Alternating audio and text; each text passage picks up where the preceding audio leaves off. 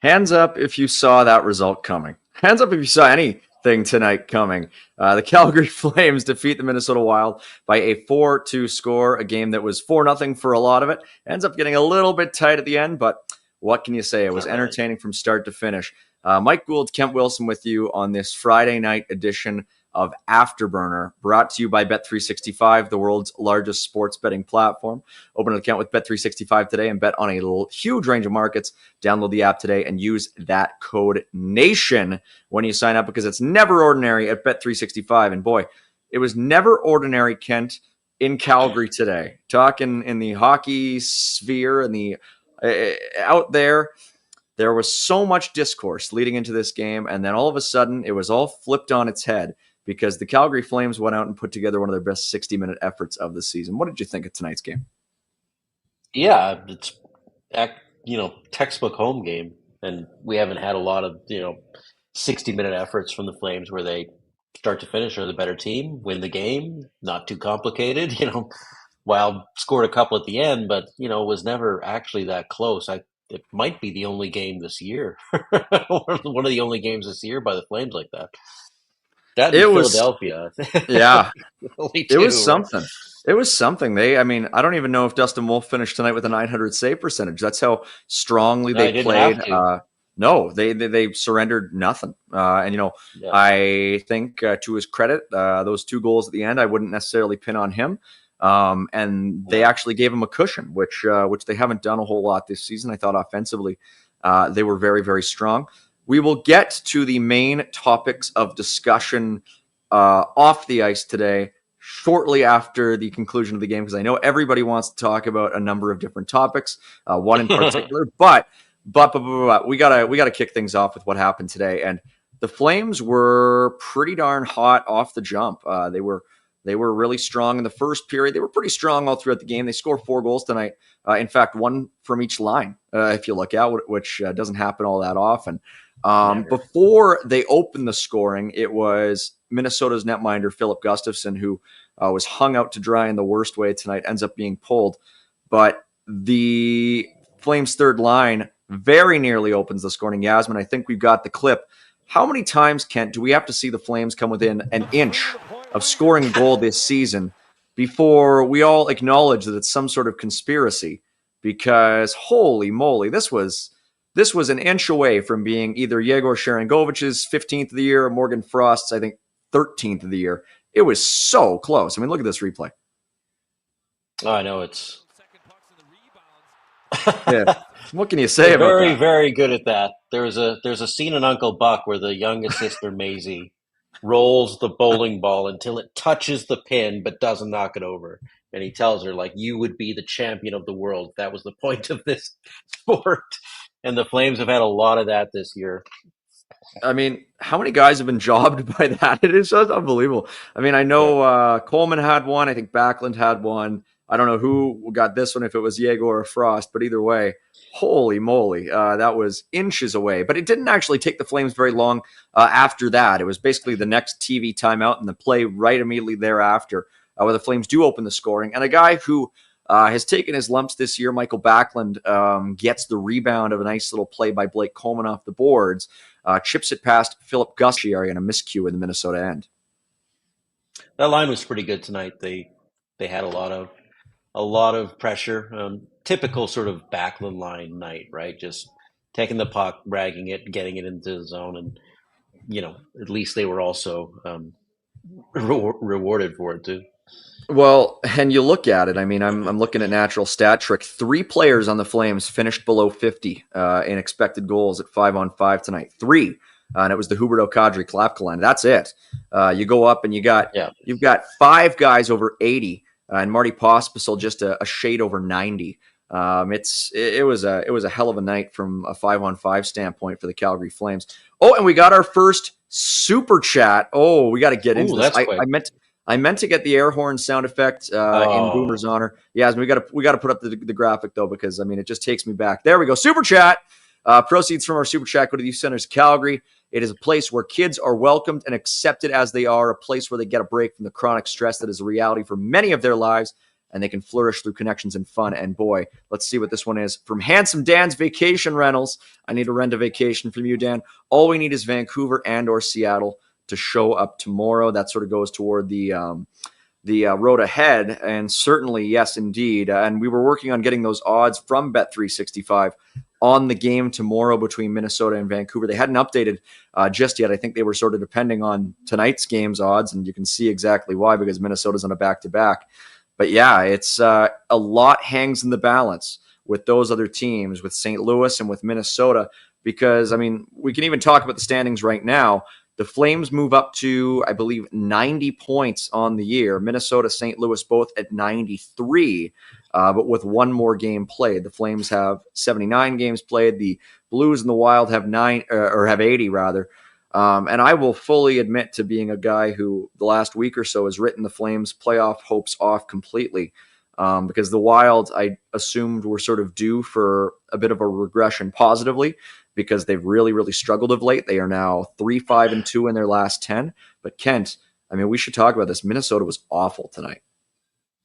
Yeah, they didn't, like I said, they weren't really a threat through most of the game. The Flames, I think, were out shooting them 2-1 halfway through the second period. And that's the Flames. Like, the Flames don't routinely outshoot people to that degree. So, yeah, they weren't, I mean, credit to Calgary. They played one of their most complete games for sure. There was the one sort of clack up play that ended up in a breakaway and a goal, but otherwise it was pretty buttoned up hockey from Calgary. But yeah, the Wild were never really a threat at any point.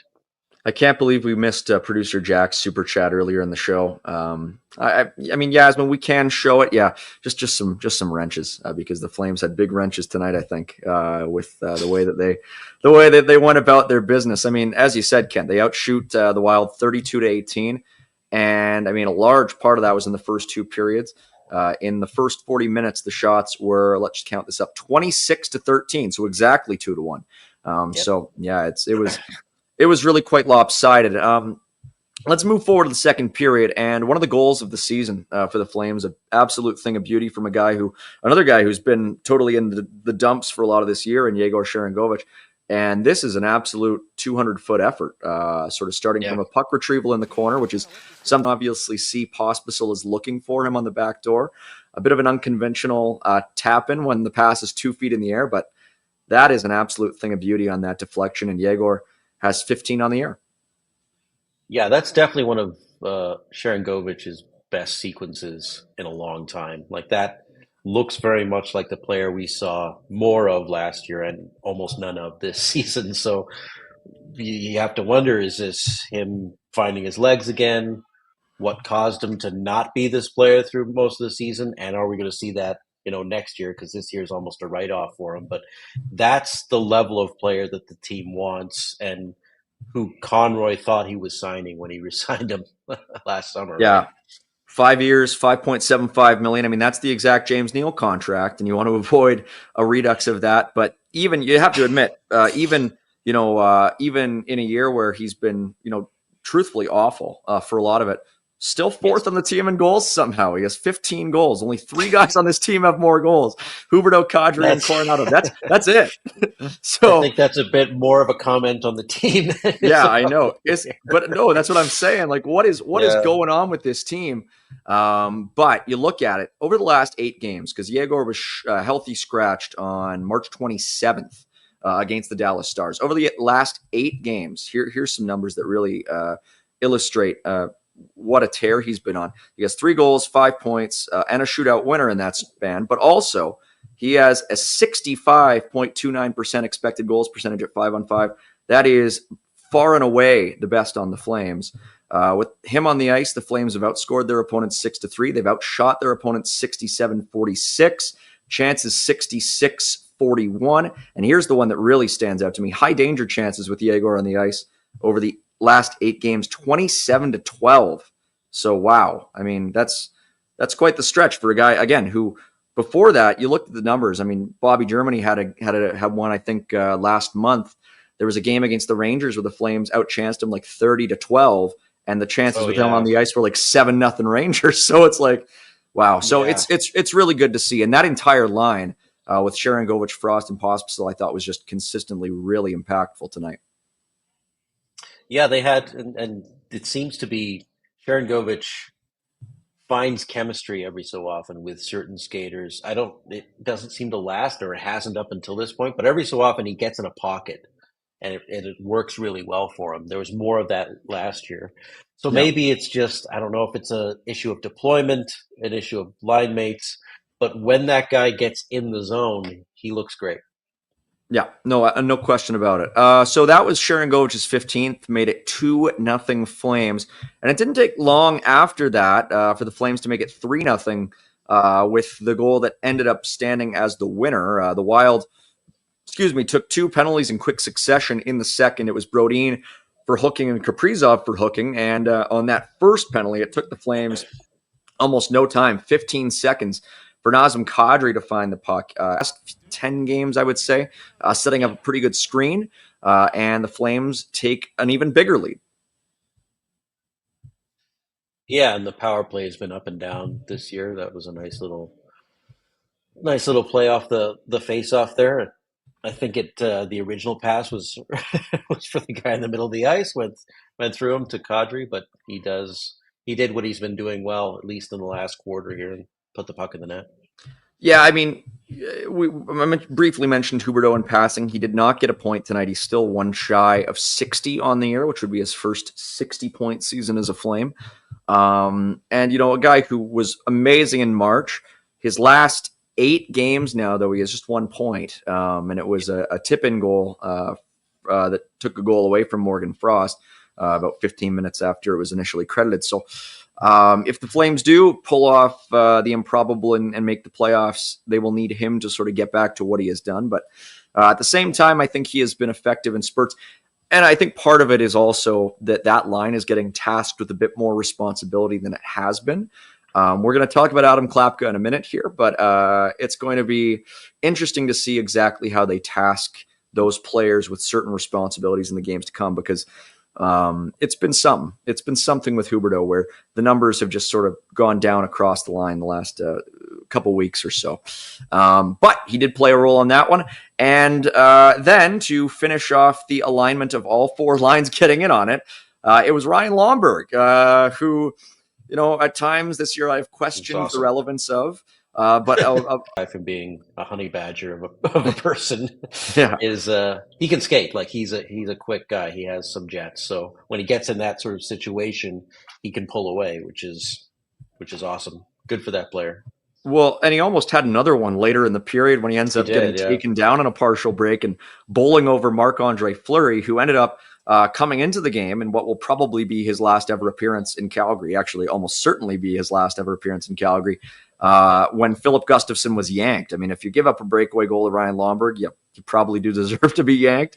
That was a legit shot. It was a great goal. It was a great goal. I'm not blaming the goalie on that one. Lombo's only got, 5 goals or something this year? 3. He's got 3. Okay, we'll see. Yeah, that was still a good shot. Yeah. It was a beauty. It was unquestionably a beauty. And I mean, I know Lomberg's a guy who you've liked, and I've liked. I mean, going back to when he was on the farm, I mean, when he was down there, he was a legit player, like a legit 2-way sort of middle sixer with the Stockton Heat back in the day. There's a reason, why he made it to Florida. The underlyings this year have been a little bit on the rougher side, but I think part of that is, due to various other factors. Although I think, he plays a role in that as well. But there really is nothing like the energy boost that you get from one of those goals. I mean, remember when Tim Jackman did that 10 times in 1 year, and then the next 2 years combined, I think he did it twice. But yeah, no, it was really something. He played with Backlund a bunch that year. So then it was Kevin Westgarth. Yeah, that's not as good. No, we're going to move on from that. So the Flames end up with 4 goals tonight, which has been the oft mentioned threshold for them all season long. Of if they can get this many, they win. They do give up 2, and the first one, not Adam Klapka's finest moment. Unfortunately, he tries to do a little bit too much at his own blue line, or at the attacking blue line, off of a face-off win for Calgary here, and it ends up being Yakov Trenin who takes the puck down the ice and ends up being hooked by Klapka along the way. Would have been a penalty, maybe a penalty shot, but nice elevation in tight, beating Wolf, ending the shutout bid after the 16th shot. I admire Klapka's gumption and what he has brought, but not the time and place, I'm afraid. Yeah, I mean, other better players have made similar plays to that this year on the Certainly. Flames. It happens. You got to give credit to Trennan. I mean, speaking of Yeah. fourth line players having breakaway goals that are with some hands. I mean, he not only stole the puck, but he fought off Klapka, he fought off a hook, and he buried it against a very good goaltender. So that's just a good play. Well, I mean, speaking of Klapka, I mean, he jumps right into Ryan Lomberg after Lomberg scores that goal, and I was afraid that Lomberg was gonna die. Like Yeah, it was a bit of a when you're size mismatch. when you're 6'8", you don't have to jump into a celebration. It's gonna end badly for all involved. But also, I think somebody in the chat can't. We can't move any further without addressing this. Somebody in the chat just compared your facial hair to Enrique Iglesias, saying that would be something he would have rocked back in 2002. I really admire that comparison. Somebody says, "Were you eating jelly donuts before we went live with?" Just give us your 2 cents on what you're trying to do here. Yeah, it's just I had a beard for a long time, and I decided to mix it up. I mean, I'm going gray gradually through the whole thing, so it's a little mottled, little salt and pepper. So Enrique Iglesias, I'll take that as a compliment. It's not a bad comparison. It's certainly not anything to be ashamed of. I might get some cop sunglasses at some point. Rock. Yeah. Cop stash maybe. You look a little bit like that guy in the new Mission Impossible movies. The bad guy. Have you seen the last one? It was really good. Yep. I'm really excited for the new one. What's his name? But anyway, So the Flames. Who cares? We're just moving on. It's a Friday night. Origin Malting and Brewing. Let's talk about Origin Malting and Brewing. Let's just let's move on with that because I know Kent, you're enjoying it. You're enjoying a really big glass. People have discussed the glass that you're holding, but if you want a bit of a change up, you really want Origin Brewing and Malting Company because holy moly, they are a 5th generation family on their farm. They've been growing the highest quality barley in the world for over 40 years, and they use the highest quality of that barley to brew Origin beer. They blend tradition and innovation for a truly unique experience that proudly celebrates Alberta farmers. And boy, at this time, we got to celebrate Alberta farmers because they grow beer. It's like you grow like a beer on a plant. You grab one off a tree. That's the world I want to live in. They have the homegrown lager, Mexican lager, Pioneer IPA, the Lazy Days Hazy Hazy IPA. That's like Joey Jr. Juju Shabadoo from The Simpsons. Shabadoo, yeah. Rocky Ford Raspberry, Prickly Pear Guava, Black Draft Red Ale, and the Last Post Brown Ale. You can tell how much I drink beer, but wow, the Origin Brewing Company is the one that might get me to start. So go check them out because, boy, the last 3 games of the season, Kent, we might need some with the roller coaster that it's going to be. And the Flames had a bit of a roller coaster with the empty net tonight. They end up giving up a goal to Gustav Nyquist. If you forgot he was on the Minnesota Wild, so did I. And then Matt Coronado hits a post with the empty net. Kent, what's going on these 6-on-5s? It's been a bit of a nightmare most of the year for Calgary. It's been an interesting year all around, right? They can't seem to win by more than a couple goals. At least it was 2 tonight. Usually it's not more than 1. But they're just going to keep it close all the time. It's always got to be interesting. Thank you, Lucy. Isai Morales. That's who you look at. That's the actor who plays Gabriel in the new Mission Impossible movies. You look that stash. It's a dead ringer. Thank you. But yeah, so Gustav Nyquist, bit of a one-timer from the slot. Boy, we're all over the place tonight. Why not? It's crazy. And that was it, though. The Flames end up holding on for a very, very big win. If the NHL were running with a 3-point for a win system, the Flames would probably be out of it. But because this league operates the way it does, they are now 3 points back of tying the St. Louis Blues and the Minnesota Wild, which doesn't mean anything because if you tie them, it doesn't matter. You don't have the tiebreakers. So they're really 4 points back of a playoff spot. But end of the day, that's just 2 wins and the other 2 teams losing out, or 3 wins and getting a little bit of luck. It's going to be tight, but they managed to get a critical win, not let the Wild get any points in the process. And now we're pinning our hopes on the Vancouver Canucks performing tomorrow. Oh, many people have done that and suffered great disappointments. So, boy, Fans of aren't the we? Vancouver Canucks, typically, That's yeah. sort of what I was getting at. Yeah, misery loves Yeah. company.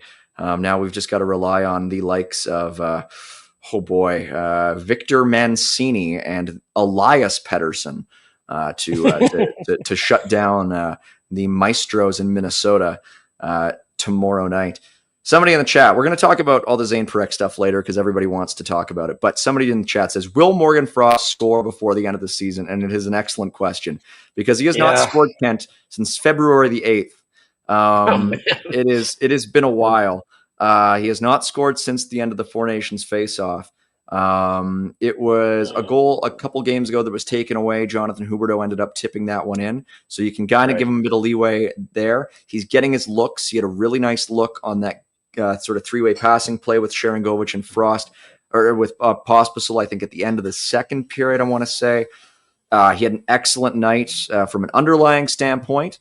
And over the last 8 games, I sort of have it already pulled up. I mean, he's been with Sharangovich, and that line has been excellent, north of 60% expected goals, but it just hasn't been going in. Is the finishing going to be a problem moving forward for Morgan Frost?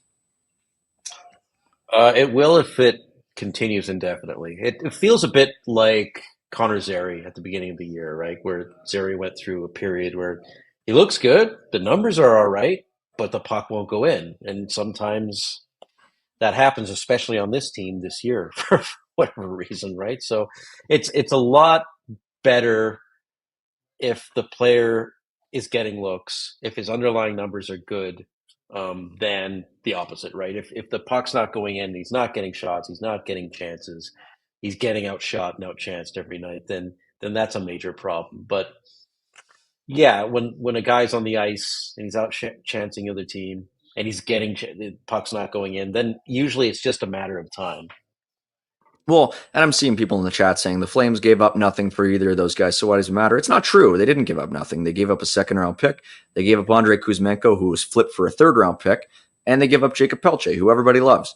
So it's, Right. there is a little bit on the line here. They didn't give up a huge amount, and if you're of the mind that Morgan Frost can be a quality middle six center, then a second is probably reasonable. But at the same time, there is the missed opportunity cost of not being able to flip Kuzmenko. There is the second round pick, which seconds are valuable currency.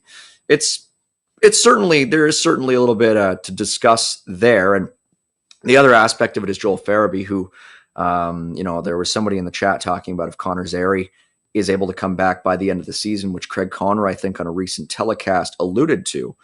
Who comes out? And I found it very interesting tonight that they swapped Marty Pospisil and Joel Farabee in the third period, I think, or earlier before that, with Pospisil going up to the Sharangovich Frost line after Farabee had taken the reps on warmups and in the pregame. It's very curious to me to see what they'll do with Farabee because to my eye, he's just a half step behind, but that's a very important half step for a guy like Sharangovich, for example, or for Backlund. That half step can take you a whole half year to find. So it hasn't been exactly the easiest acclimation process for number 86. No, and he's had his games and his shifts every so often. You can see why he was a first round pick. You can see why he's scored in the league, right? Especially he had a couple turns with the Backlund line. It's like, okay, this might be a player, and then it's kind of fallen off since then. And maybe it's just a situation of he's still not too comfortable with the team in the organization, hasn't found sort of a role. There is ability there. He is an NHLer, and it's just how do you get it out of him, right? So I don't know if you want to scratch him if and when Connor Zary comes back. You probably take someone like Lomberg out of the lineup. Even I like the player, but he is ideally a 13th forward in this league if you're trying to win games consistently. So I would do my best if I'm the organization and the coach to help that player find his legs because there's something there for sure. Well, and anybody would look bad. And I said this about Sharangovich earlier in the season. I've said it about Backlund all year. Anybody can look bad when they're only shooting 1.8% on ice at 5-on-5, which is what Farabee has done since the last 8 games, which I have pulled up. Yeah. It's very easy to look underwhelming when the puck isn't going in when you're on the ice. But at the same time, they need more. 3 goals since the trade, that just won't cut it. But that can be sort of said for everybody. The thing with these Flames is you kind of have to grade on a curve. Nazem Kadri having 32 goals on this team is unbelievably impressive in my opinion. And even you look at Coleman and you look at Sharangovich, both of whom have 15 goals, and you sort of wonder, okay, on a team that has a little bit more open space, how many goals do these guys have? How many goals does Morgan Frost and Joel Farabee and Marty Pospisil, has 4 goals this year, have? It's a really interesting question and an equation for sure. That'll pretty much do it, I think, for our breakdown of the game specifically. Kent, I mean, I don't really know. It was a very encouraging game. It was a game where I think the Flames were motivated to prove they had more in them after what happened in Anaheim, where they just sort of embarrassed themselves a little bit with the finish. Tonight really seemed like a statement, but will it hold to the next 3? I don't know. I mean, probably not. We know this team after almost 80 games now. It is very up and down because they're not a great team. They're not a terrible team. They are a mid team. They're mediocre. Mm-hmm. So sometimes they come out and you're like, "Well, this is a good game," and then 2 games later, it's like, "Nope." It's just that is the way of the world when you're a mid team, right? So it would be great if they continue to play like this because it will up their minor playoff chances a little bit at least. But it's not something I would take my mortgage and bet on. You probably shouldn't be betting your mortgage on anything, but especially not that. Speaking of mortgages, boy, really good segue, Kent. You're a pro. The Derek Newman Group with CIR Realty. Sometimes it just works out. If you're buying or selling or betting your mortgage on the Flames making the playoffs, you can let Derek do that work for you. Email him at dnewman@cirrealty.ca or call 403-619-6661. They got complimentary in-house home staging consultation. They are accountable and available, whether it's your first home purchase or you've bought and sold several. He will take the time to understand your goals. Derek, good guy.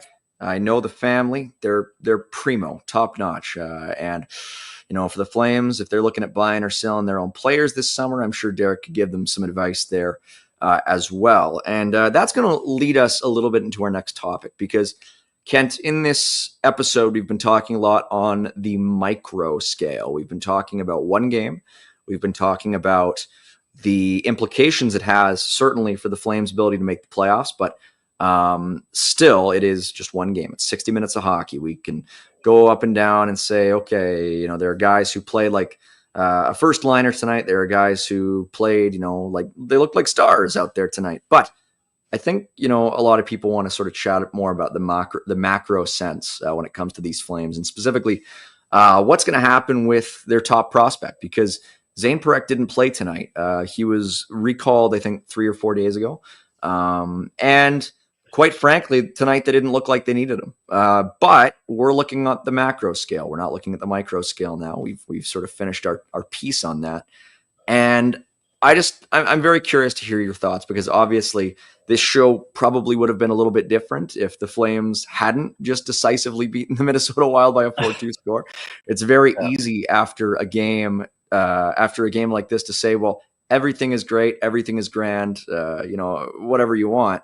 But at the same time, what do you think? Because from my POV, the fact now that the Flames have extended the meaningful portion of this season, you look at it whenever they're back in action against Vegas, I think up next, they're going to need their best game again. And these are meaningful games. You want your top prospects playing in meaningful games.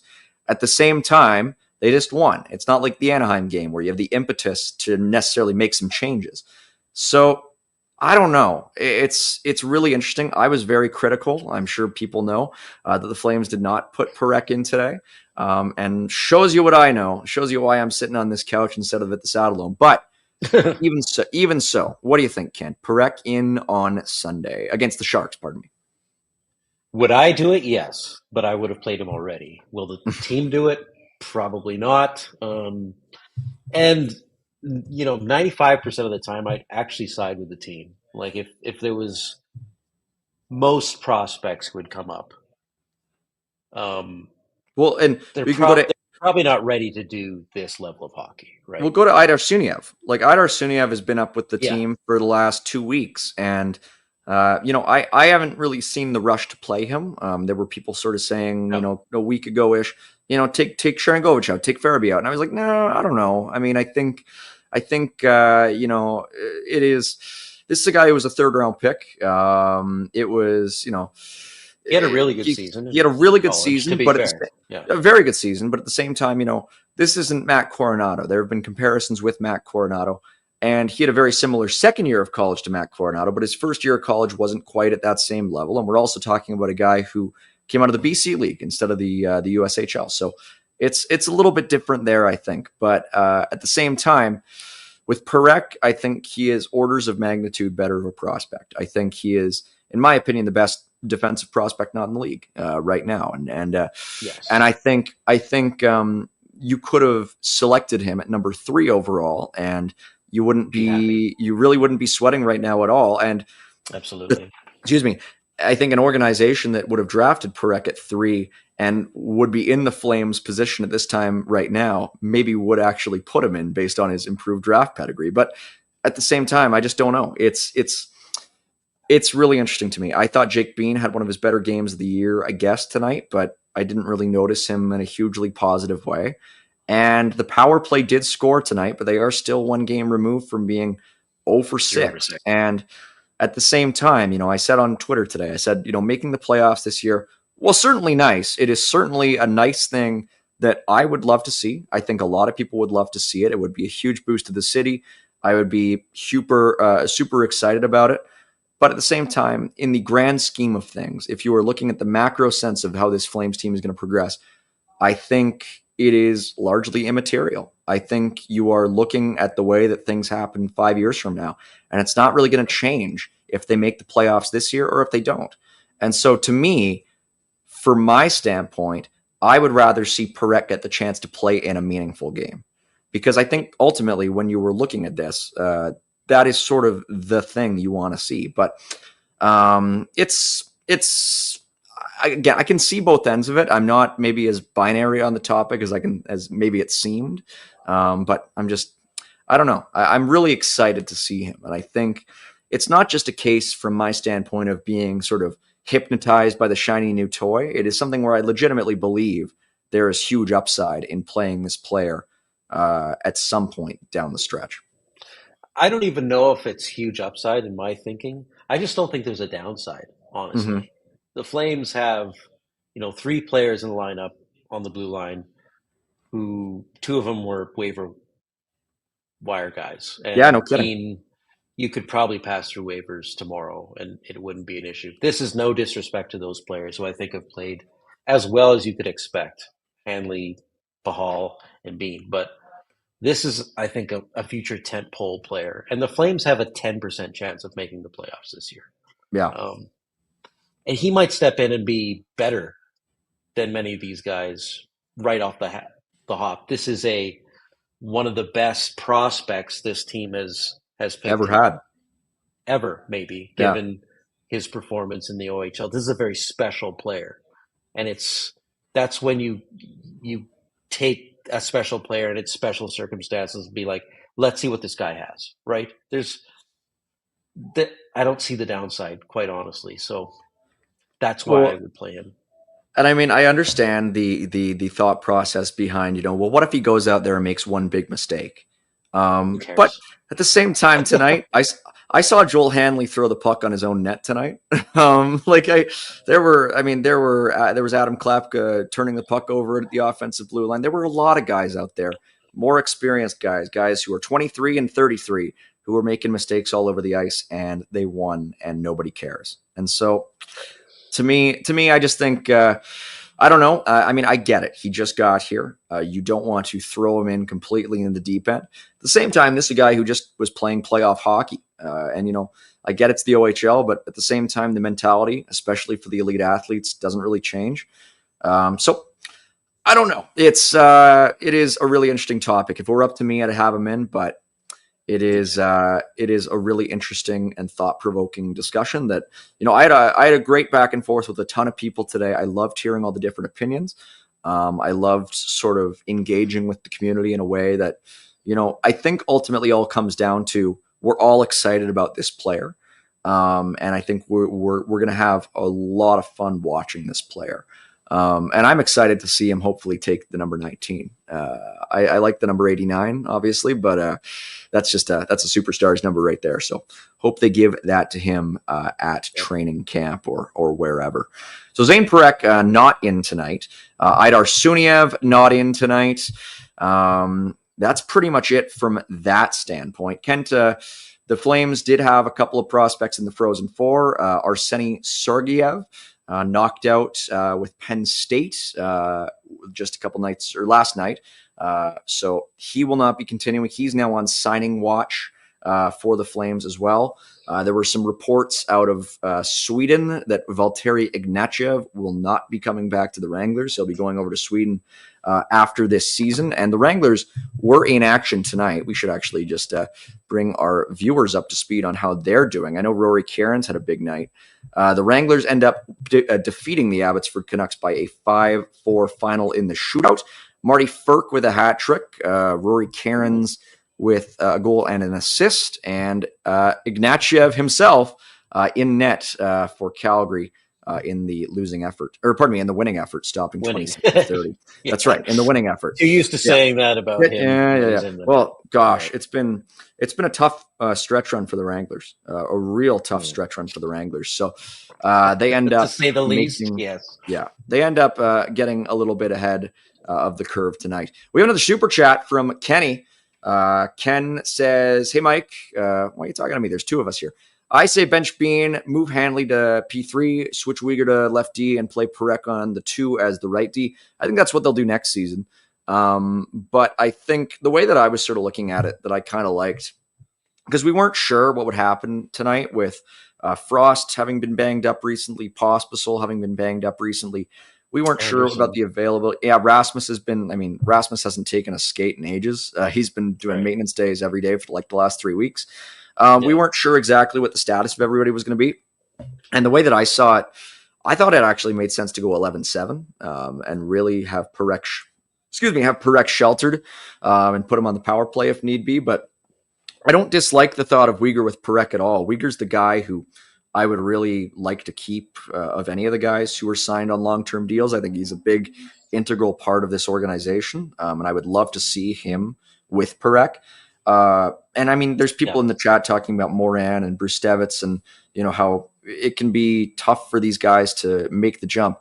I just think Parech's on a different level. I think he's on a totally different plane. Yes. We're comparing a top 10 pick to, second and third rounders. It's a bit of a different equation.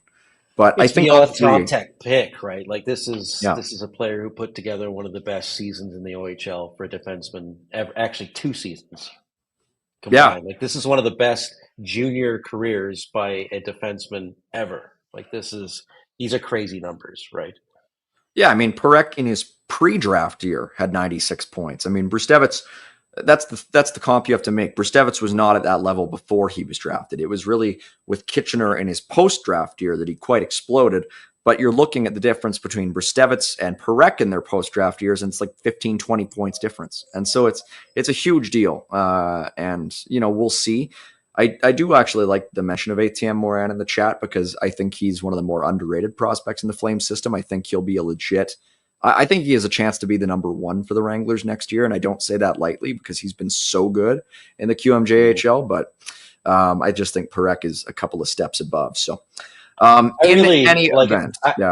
going to say I really like the idea of Uyghur Parekh pairing, maybe even next year, because you're right. Uyghur is a legit top pairing defenseman, and he makes almost anyone who plays with him better. So that would be a great position for Parekh to play in. It feels so natural, doesn't it? Like it feels like it feels like that's your pairing where, it reminds me almost of like Giordano and Hamilton, where you have Gio as the graybeard in his 30s, sort of ushering along the next. Who can do everything. Yeah, and then Hamilton being sort of the cannon on that pairing, who obviously had his deficiencies, but at the same time I think was a little unfairly honed upon because he was truly excellent. And if Parekh can be that kind of guy, buckle up. We shall see. Let's move on to the road ahead. And boy, the road is really shortening up here. We're getting to the end of it. We'll see. We'll see how much shorter the road ends up being. If maybe there's an overpass you can jump over, like in Speed. If this bus has an extra level, remember in Speed, this is the second. I saw it in the theater. Speed. So yeah, wow, you're old. Holy moly, yes. That movie came out 6 years before I was born, Kent, and I am making references. I made a reference. This is all mostly gray, right? Yeah. Well, they got the ramp that they jump over, and maybe we'll get to the next segment of road. We'll see. I made the reference to the bus crashing into the stroller full of cans a couple weeks ago. It was just cans. There was no baby. It was only cans. But yeah, Roadhead's brought to you by Platinum Mitsubishi, and we got 3 games left in the season, and 2 of them are at home. So really nice to see the Flames getting a chance to at least seal their fate a little bit in front of their home fans, and 2 of the opponents in playoff spots and doing pretty well for themselves. One of them, not so much, but the Flames did have their hands full with them relatively recently. Next up, it is the San Jose Sharks on the road ahead in a couple of days. That one on Sunday at 6 p.m. Mountain Time. I would assume Wolf will get the start again for that one. Like you said, Kent, I'd be surprised if Zane Parekh is in for that one, even though I think he maybe should be. But we shall see. And then closing out the season, no more back-to-backs, which is nice. You got Vegas on Tuesday at 7 p.m. Mountain Time. And then closing it out on the road against Andrei Kuzmenko and the Los Angeles Kings on April 17th at 7:30 p.m. Mountain Time. Boy, it is crazy to me that the NHL regular season doesn't end until April 17th for the Calgary Flames. Feels like it's gone on way, way too long. Yeah. If it were up to me, the regular season would start on September 1st. It would end in the middle of March, and you'd have the playoffs done by the end of May. And then you spread out. Yeah, you spread out the lottery, and you spread out the draft and the awards. Yeah, well, the lead up, the fun part of all that stuff isn't just them actually happening. It's the lead up. It's the anticipation. It's the GMs sort of making moves to solidify their positioning. Having 2 weeks between them would be a lot more fun, I think, than just having, boom, draft, boom, free agency, boom, everything else. It's just, and I think, well, that played a reason in why they wanted the decentralized format, because the travel was so crazy, having to go to the draft and then back to their war rooms for free agency. Well, if you spread it out, there's no problem anymore. So that's what I would do. Yeah, stop talking sense. I know. We can't have any of that. So yeah, the 3 games left on the docket with the Flames finishing out their schedule. And we should probably talk about the road ahead for the other 2 teams as well, because it's going to be really interesting. It's going to come down to this. It's these 3 teams. 2 of them are going to make it. In all likelihood, it will be St. Louis and Minnesota, but it's not over yet. The St. Louis Blues have a couple of games coming up, and they are both against non-playoff teams. St. Louis playing against the Seattle Kraken tomorrow night in Seattle, and then returning home for their season finale on the 15th against Utah. So that'll be interesting, a game that I have no intention of watching. And then the 2 very boring teams. And then the Minnesota Wild, they got 2 more games as well. And unfortunately, they're also both against non-playoff teams. Vancouver tomorrow and the Anaheim Ducks on the 15th. So we'll see. I mean, Anaheim gave the Flames a bit of a handle. They gave them a lot to handle. But the odds don't look great when you think of who the Flames are going up against, and when you think of who those other teams are going up against. It'll take. The odds are about 15% to make the playoffs, according to the many sort of sites that do this stuff. So Yeah. it's not impossible. You have that sort of meme from Dumb and Dumber. You're telling me there's a chance, but Yeah. it's not a good chance. No, it would take a real nice run of luck for the Flames to end up with a playoff berth, an X next to their name in the standings. And it is also worth sort of checking in as we continue the road ahead. Well, we can also sort of check in on the road right now as it pertains to the Flames draft pick scenario, because it was officially confirmed recently that the Flames will not be keeping their first round pick, barring a lottery win, which is even more unlikely at about 1.1%. But nice. the Flames currently in the standings at 15th. They are 15th in the league. They actually just passed the New Jersey Devils, whose first round pick Devils, that's right. they own. Yeah. And that. I mean, at least there is that. Jacob Markstrom doing the Lord's work in New Jersey to help the Flames get as good a pick as possible. So the Devils, if the season were to end today, I mean, they are in 16th, but they wouldn't give the Flames the 16th pick, because you look at it, the Flames are ahead of them, but the Flames aren't in a playoff spot. So the Flames would actually have a higher pick because they're not a playoff team. And there's a couple other little scenarios in there as well. As it goes today, though, the Devils would likely give the Flames pick 18 as the second lowest ranked playoff team. Only Montreal has a worse record and is in the playoffs. In fact, Calgary is ahead of two playoff teams in the East right now. If the Flames were in the East, if the continent shifted back to Pangea, the Flames would be, or they would be behind, they would be ahead of Montreal and New Jersey in the Eastern Conference playoff race. Unfortunately, continental drift exists. And so the Flames, as of right now, would end up giving the Florida Panthers the 16th, or pardon me, giving the Montreal Canadiens the 16th pick. And they would be keeping the Florida Panthers. Are you following me? I know it's kind of crazy. They'd be keeping the Florida Panthers 20th pick. So, not terrible. Not terrible. Yeah. But it's not ideal in a year where, everybody was kind of expecting the Flames to pick in the top 10. At the same time, if they do end up making the playoffs, or at least coming close, at least they're not giving 11th overall pick to Montreal or a 12th overall pick to Montreal.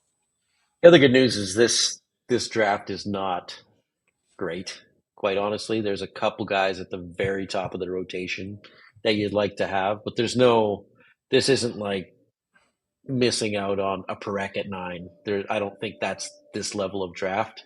So if some of the medicine isn't too hard to take this time, given what's out there.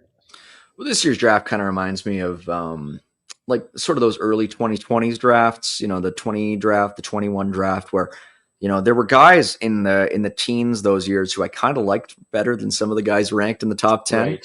I know those guys for sure. Yeah, I know you have had lots to say about Roger McQueen as a player who you don't want the Flames to take. But no. there are guys, I just remember the Zary year, for example. Zary was ranked in sort of the 14 to 20 range by most people. And I was kind of sitting here saying, this guy's a center. At least he was playing center in junior. He's got pretty good numbers. He's Western Canadian. This is a guy who, if the Flames had a top 10 pick, I would want them to maybe think about. And he ends up getting to them at like 24. And, he's turned out to be a great pick. And so obviously, and this goes back to what I was saying on socials earlier today, the Flames need a coherent path to get elite forwards. And under the vast majority of circumstances, you don't get those in the teens. You don't get them at 20. You get guys like Connor Zary and Matt Coronado, who are outstanding players who the Flames are extremely lucky to have, players who, if the Flames do find truly elite forwards, could form a remarkable supporting cast for this team down the line. But they don't have, in my view, they don't have a coherent plan to land a truly elite forward or two truly elite forwards, save for the fortunate luck that gets you, sometimes those elite players in the 20s or the 30s where they just pop out of nowhere. And but usually teams have gotten pretty good. A good draw. Yeah. Teams are pretty good. Teams are pretty good at finding those guys early on. And so we'll see. But I do think there is potential this year for the Flames to get more guys in that Zary Coronado mold. with their 2 first-round picks this year. So it is certainly exciting. But yeah, I know one of the guys who you've been sort of honed upon as a guy who you like, and I've mentioned him plenty, is Ben Kindle. And the Calgary Hitmen are having an excellent little playoff here. Another guy who I kind of like is Cole Reshny, who is another center. Yep. His brother Austin played for the Okotoks Oilers during my time there, and actually I think my first or second season there. And Cole Reshny, we used to call Austin Reshny sort of a lunch pail guy from Macklin, Saskatchewan. Just feels like a total lunch pail. Where do the lunch pail players come from? Oh, they come from Macklin, Saskatchewan. And Cole isn't as big as his brother. He's sort of 5'10-ish. But he's a center. He is a left shot center, but he is also a later birthday, April 2007. And with the Victoria Royals this year, 92 points in 62 games. And he is the only guy in the top 5 of his team's scoring leaderboard who is under 18. The other guys are all sort of 19, 20-year-olds. Cole Reshny stirring the straw stirring the drink as a 17-year-old who only just turned 18. So certainly a very, very exciting prospect, a guy who I would love to see the Flames get with one of their 2 first-round picks. Yeah, definitely a handful of names to watch in the teens and the early 20s, which is that's why it's going to be interesting, because there's like 2 or 3 guys at the top of the rotation, which are kind of no-brainers. And then there's this sort of run of what's going to happen after that, right? And there's some tremendous, very good, I'm not going to say tremendous, but very, very good talents that could fall to the Flames where they are. Boy, we're going long tonight, but we said before the show we would, and you know what? Who cares? It's a Friday night. We're going to get to that super chat in the middle, but in a minute. But just before we do, let's go back. This was the road ahead. We sort of turned it into a road of multitudes. It's a 4-way stop, and we ended up sort of going through all the different pathways. But road ahead brought to you by the good folks up at Platinum Mitsubishi, 2720 Barlow Trail Northeast. Kent, I'm not sure you ever heard of them. They are good folks. I can attest to that. And tomorrow we got a big thing going on up at Platinum Mitsubishi. Maybe Kent will make a surprise appearance. I know we've lined up some special guests. Yeah, probably not. Can't ever bank on Kent. But we have RSVPs from none other than Ryan Pinder, Dean Boomer Mohlberg, and Ryan Pike. Ooh. All 3 we're expecting tomorrow at the 2720 Barlow Trail Northeast for the 2025 Outlander launch barbecue event. It's going to be awesome. The 25 Outlander is a beautiful new car, and I don't just say that because I spend a lot of time up there. Ventilated, cooled seats, brown leather seats, and a standard Yamaha sound system on that new 2025 Outlander. It is absolutely beautiful. And the one that you see in that photo right there, can't really see it in this photo, but it's called Moonstone Gray, and it's like a powder blue color. And holy moly, I wasn't sure what to think of it when we first saw it in the manifest, but seeing it in person, it looks like it's purple almost under certain lights. It's super cool. So come on up tomorrow, 2720 Barlow Trail Northeast. If you're in the market for a car, if you're not in the market for a car, you just want to have some hot dogs and hamburgers and just chat with me and with Pinder and Boomer and whoever ends up turning up, we'd love to see you up at 2720 Barlow Trail Northeast, Platinum Mitsubishi, from around 11 until 4 tomorrow. That is Saturday, April the 12th. Weather permitting, but we're expecting to, maybe move some stuff inside because I think there might be some precipitation incoming. But lots of opportunities to take test drives and take photos and have face painting and lots of food. So other stuff going on up there as well with the new inventory on 25s, very much robust and still incoming. But that's the big thing happening at Platinum Mitsubishi, and they're the proud sponsors of the road ahead. What do you think, Kent? Can we flip you over, get you a new lease, or are you just going to stick with what you got? Yeah, my lease is not quite over yet. I'll take a free car if you're giving those away, but otherwise Kent, I still got to pay for mine. Yeah, we can give you the thing with Platinum Mitsubishi is they are always happy to give free cars as long as you also pay the MSRP. So it's pretty straightforward, right? That's Dean has the great line. It's not gold, it's not silver, bronze, it's platinum, and it's platinum because they're just ironclad. They're the best. So head on up there. So what else we got going on tonight? We've been going for almost an hour, but it's a night that merits it. I mean, there's only so many of these shows left. I think this last show, I don't know about you, but this last show I'm going to be doing this season until one more. You got one more in you. One more in you. And I mean, until the draft lottery, hopefully we're going to do a draft lottery show this year, and hopefully a live draft show as well. Last year's was really fun. And I think we've made it through all of our reads except for this one. So we got to talk about Bet365 once more. They're good folks. And we got to read this beautiful read. I don't know who came up with this read over at Bet365, but whoever it is, the Flames should hire them to orchestrate their marketing efforts because it's just wonderful. Here we go. Let's do it. Never fails to make me just break a smile. Breaking news coming in from Bet365, where every nail-biting overtime win is a barn burner.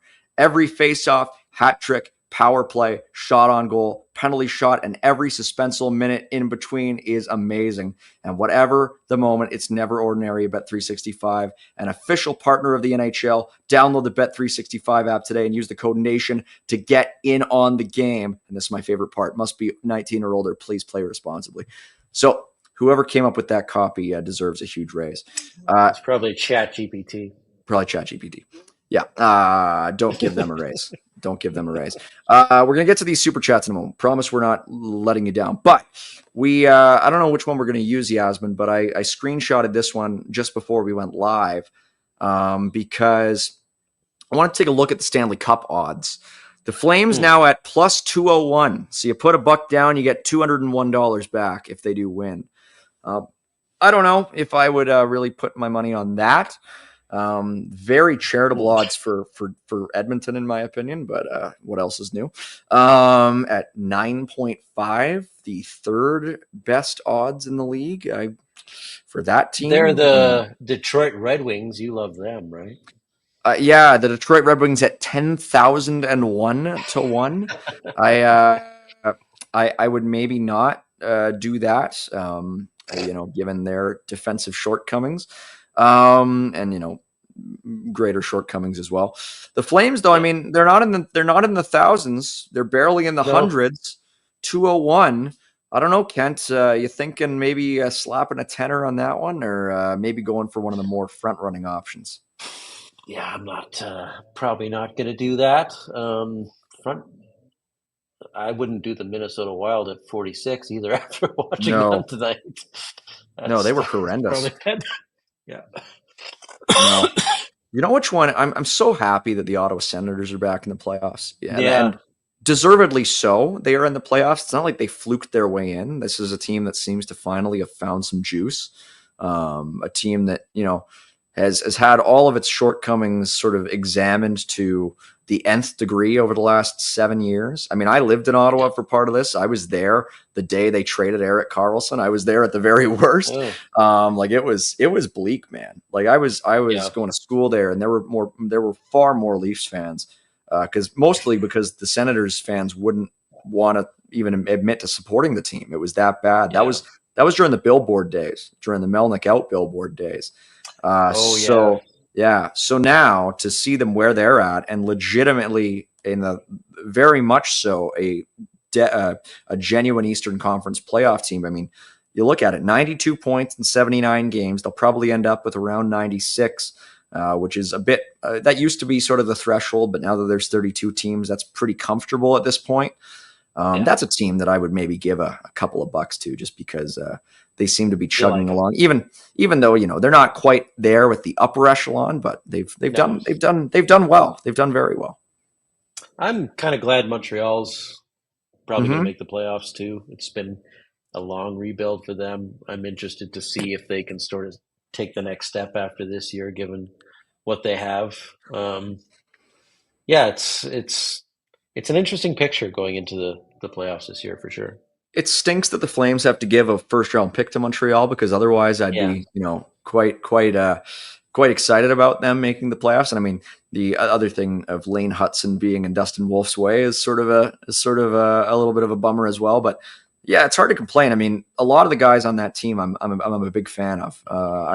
I've always liked Cole Caulfield, especially more so this year, now that he's wearing number 13 and having maybe the best season of his career. He's got 37 goals.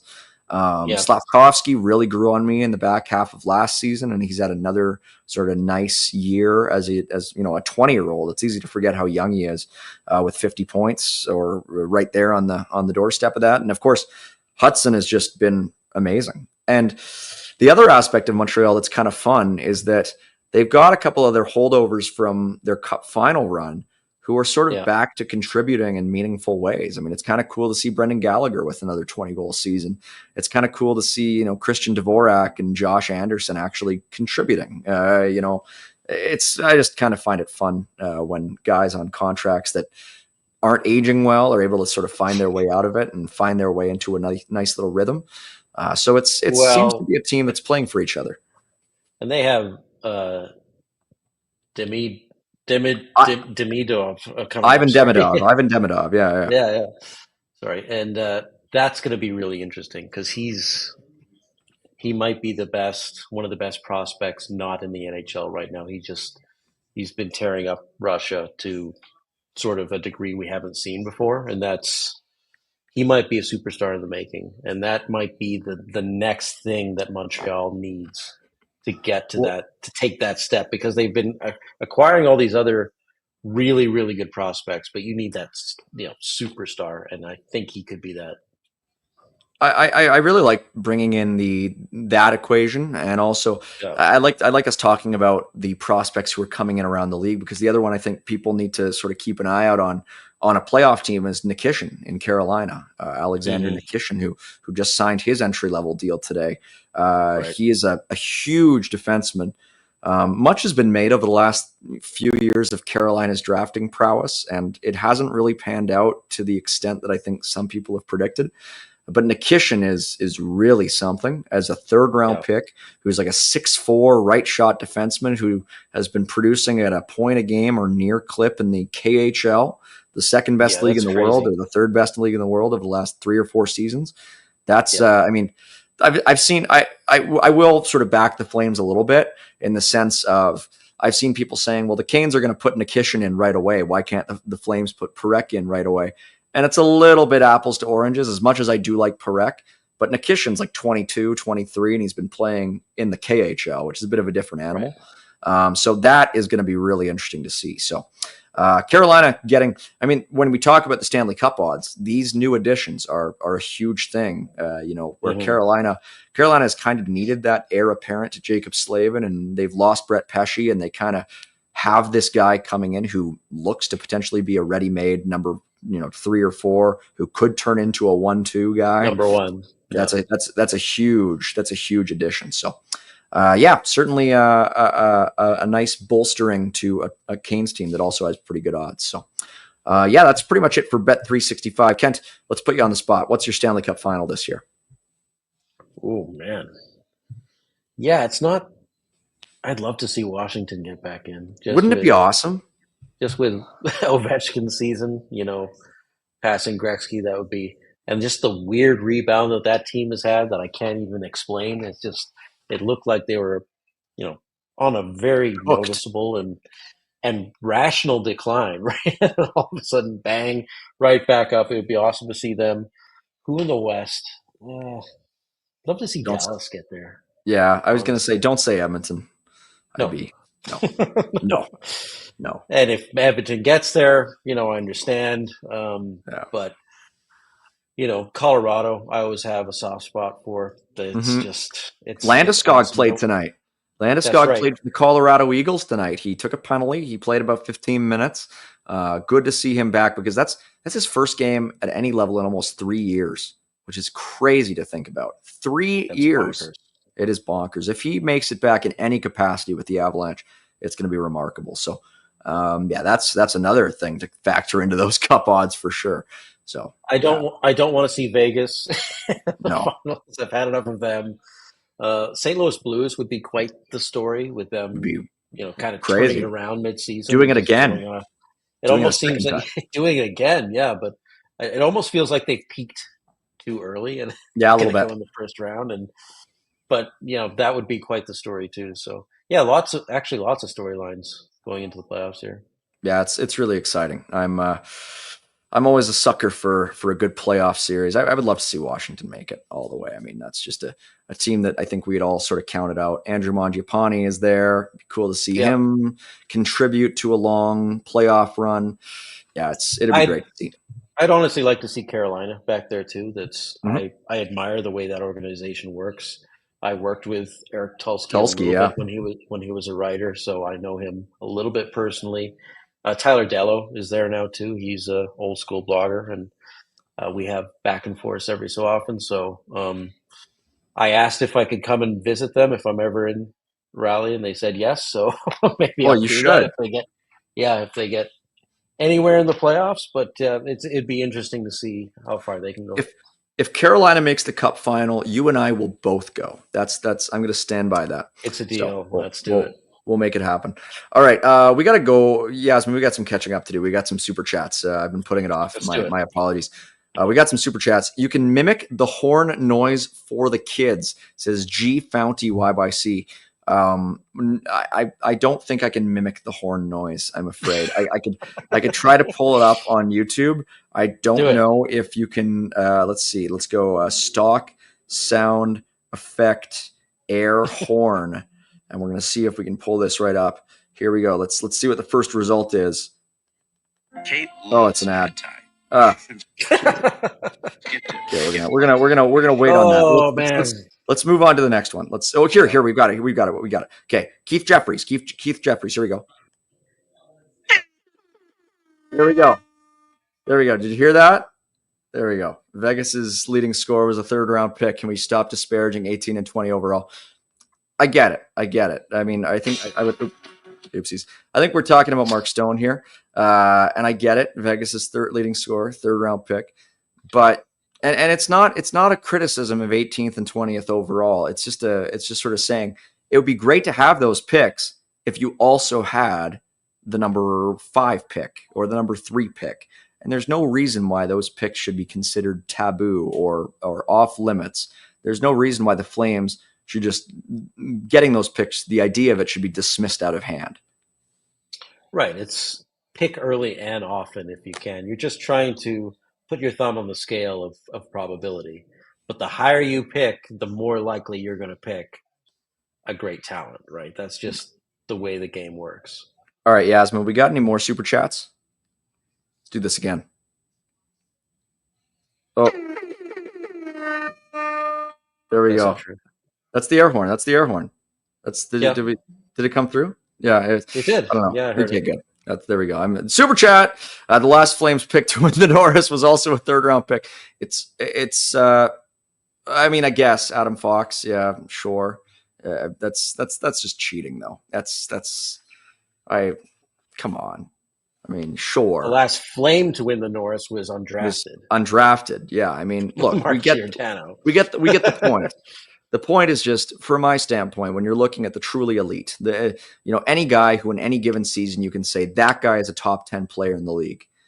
More often than not, those guys were also top 10 draft picks. And the real issue isn't that you need an elite player, it's that you need a cohort of superstars. So if you look at Tampa Bay, they had Kucherov and they have Point, who they did not pick in the first round. But they also have Hedman and Vasilevsky and Stamkos. Yeah. Right? So you all at the same time. A lot of great players, not one great player. Like the Flames got Gaudreau in the 4th round. That's right. But if they'd surrounded him with also Point and also Kucherov and Stamkos and Hedman, that's when you make a contending team. Yeah, it's awesome that the Flames have 2 first-round picks this year. I'm not complaining. They should have 2 first-round picks every year for the next 5 years. If I was, if I had my way, I'd have 3. I mean, it's a matter of of what you do with them, and it's a matter of having them in different spots, like having a 4, having a 20, having a 30, having a 50, having these picks in sequence, one after the other, where you can keep replenishing with guys who are consistently near or at the top of your board when you're putting that board together. If you're waiting, 50 picks in the draft and you're just seeing all your favorite guys go boom, boom, boom. I mean, a lot of teams, their draft boards, their lists, they're not that long. They're only like 60 or 70 players long, because every team has a different board. And so for me, for the Flames, I would just love to see them just go pick after pick after pick. And to their credit, that's what they did last year. That's what they really did to great success last year. You're looking at Jacob Battaglia and what he did this past season and saying, wow, the Flames got that guy late in the second round.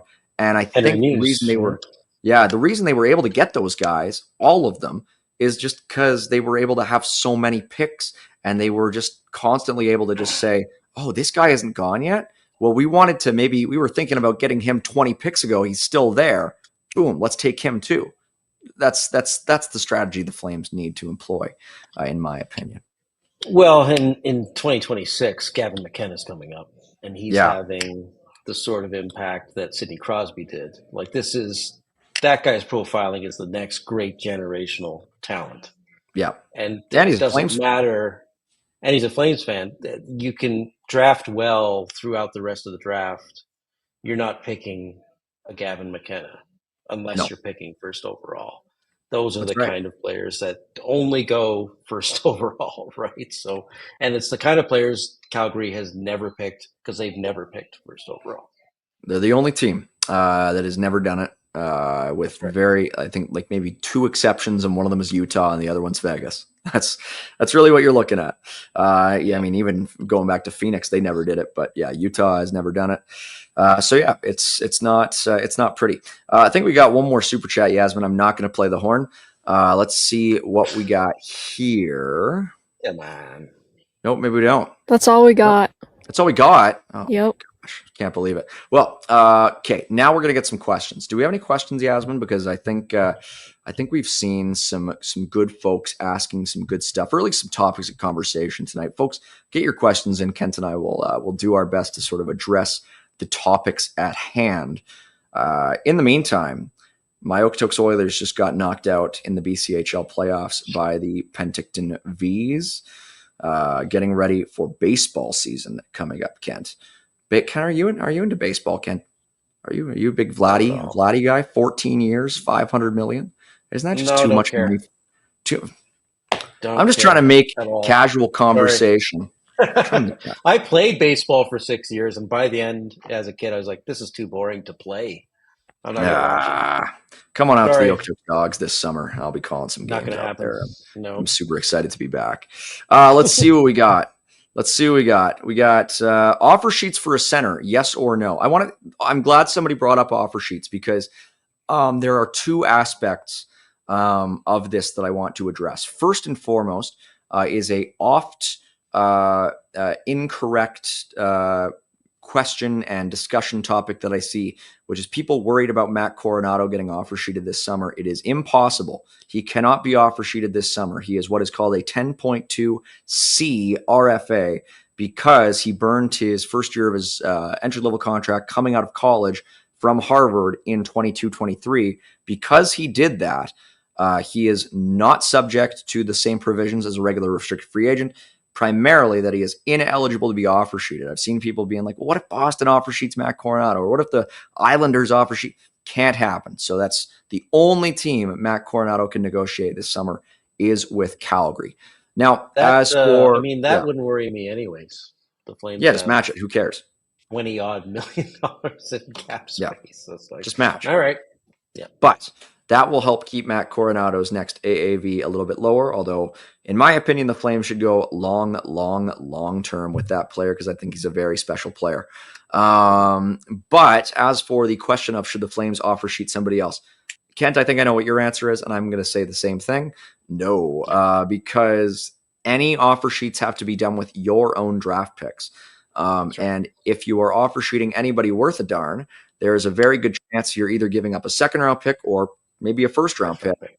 And if they do that, they will be giving up their 26 picks in a very, very good draft, including if it is a first round pick, the pick that could potentially turn into a lottery pick, which could potentially turn into Gavin McKenna. So absolutely not even for Matthew Nyes, not even for whoever you think is the RFA out there who you'd love to see play for the Flames. No chance. That's my thought. No, there's no RFA that warrant that sort of risk at this point for the Flames, where they are as an organization too. Nobody they could get as an RFA is going to change, this organization in any way aside from marginal, right? So don't take that risk. Yeah, I mean, if you were giving up the Vegas pick, I could maybe see the rationale, but at the same time, this Flames team is in no position to be giving up first-round picks. If it's a Dylan Holloway type situation where it's really only a third-round pick, then maybe I can sort of see it. But who likes that decision by Edmonton almost a year ago?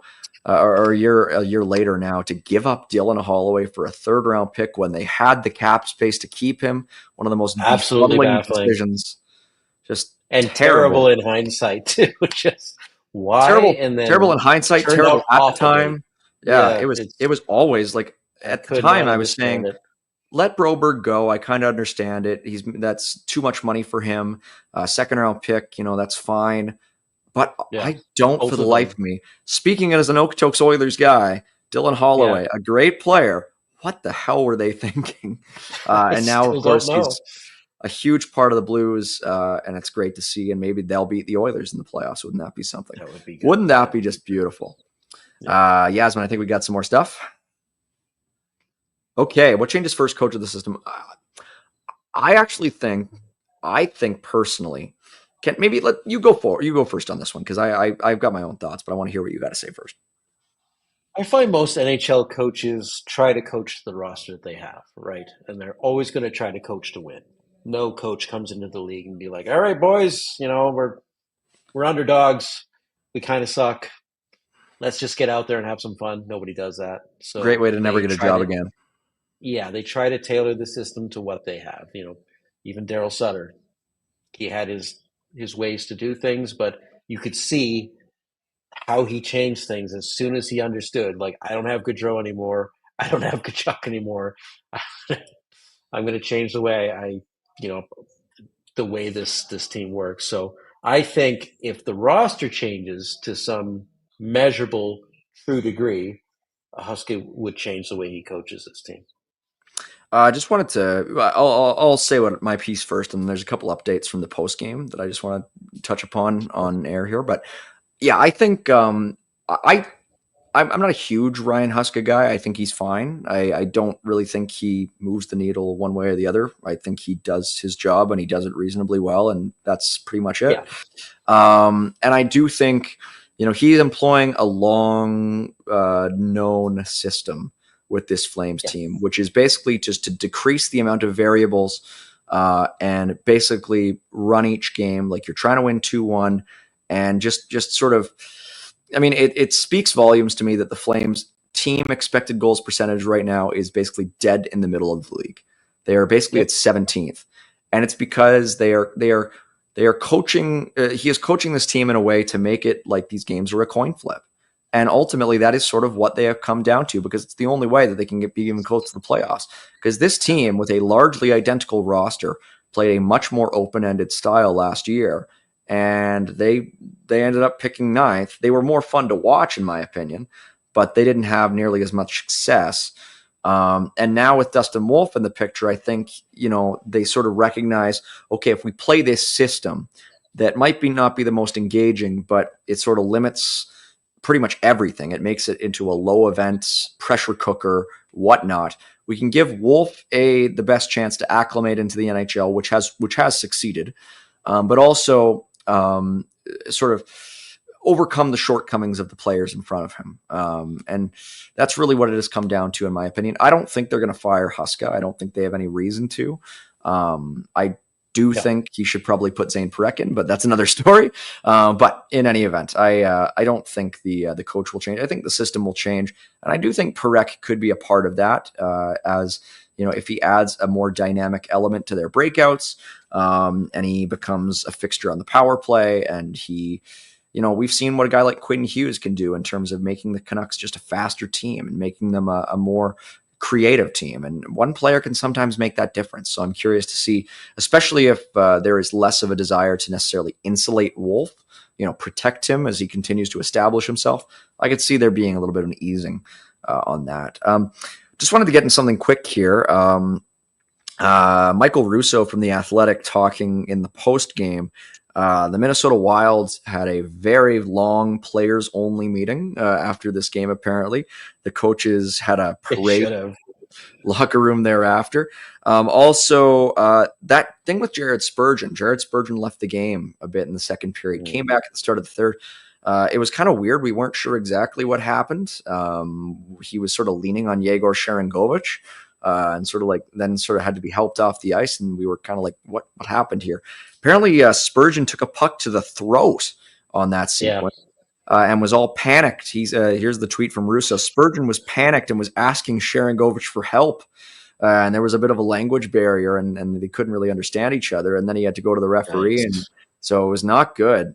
So good to see that Spurgeon came back, but yeah, not what you want to see. So that would be scary. It would be scary. Yeah. So yeah. In any event, Yasmin, I think we got one more, and then we'll finally call it quits. Sorry to keep you all up so late. Devston, okay. I'm glad we've got this one in the can as well. Do you think Calgary should try to sign top UFAs this summer, or wait another year to retool? Kent, I'll let you go first on this one again, because I've got my own thoughts, and I'm sure they're pretty close to yours. But go for it. Yeah, the team just isn't close to shopping for UFAs. You can't build a contender with UFAs. Part of it is because they have to want to sign with you in the first place. And there's only, we have Marner, Ehlers.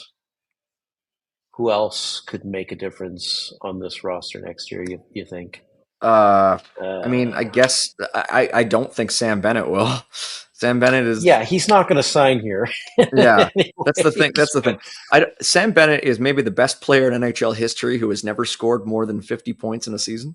Yeah, I mean, it's just UFA is where you go to fill in gaps, fill in the blanks as you mature into a contender, right? Like there's a solid chance none of those guys will sign in Calgary anyways. You can go and even try, but even if you land a Marner, let's say, what are the chances he turns Calgary into a much better team, like takes them to the next level? I don't think so. Pretty marginal, right? At his age, he's going to cost a lot. The Flames just aren't in that part of the phase of their build, right? It doesn't make sense to me. Well, and beyond the top guys, the other forwards potentially who they'd be signing are really just adding to the glut they already have. I mean, they're already struggling to find spots for guys once Zary is back. You have Farabee on the fourth line. Sharangovich has been in the bottom six for a lot of the season. Frost, Coronado, Klapka. There's a lot of guys here, and I don't think they need any more forwards necessarily, unless they're going to find somebody truly elite who they can sort of build with. And Marner is about to be 30 relatively soon. It's not necessarily the fit. The one area where I could see it is maybe on left defense. I could see them maybe trying to, do sort of similar to what they did with when they got Derek Engeland, maybe just sort of overpay a guy to come here for a shorter term just to insulate a little bit, because they kind of tried the cheap version of that with Jake Bean, and I don't really know if that's necessarily what you want. I think you want somebody maybe a little bit more established. The guy who I wonder about a little bit is like Brian Dumoulin.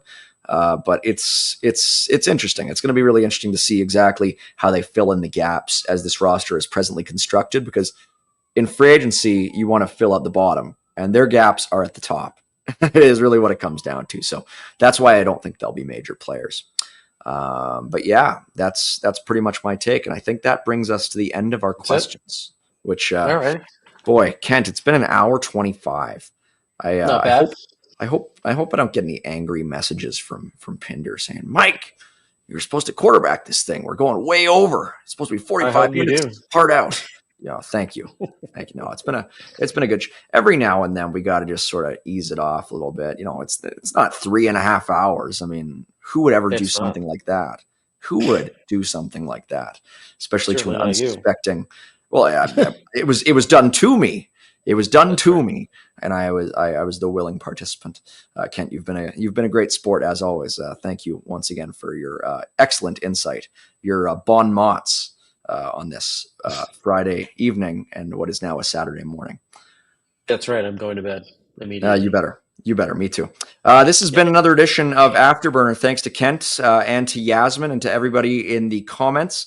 Thanks to Bet365 and Platinum Mitsubishi, Origin Brewing, and the Derek Newman Group. Don't think I'm leaving anybody out there. As well as the Youth Centers of Calgary for all their great work and for all you with the Super Chats. Once again, the Flames beat the Minnesota Wild by a 4-2 final score. They stay alive in the Western Conference playoff race. We'll see how long it lasts, but for now, they still have something to play for, and we'll see if they end up getting a certain ZP into their lineup for the final 3 games coming up. Thanks so much, everybody. Have a great night. You've been watching Afterburner.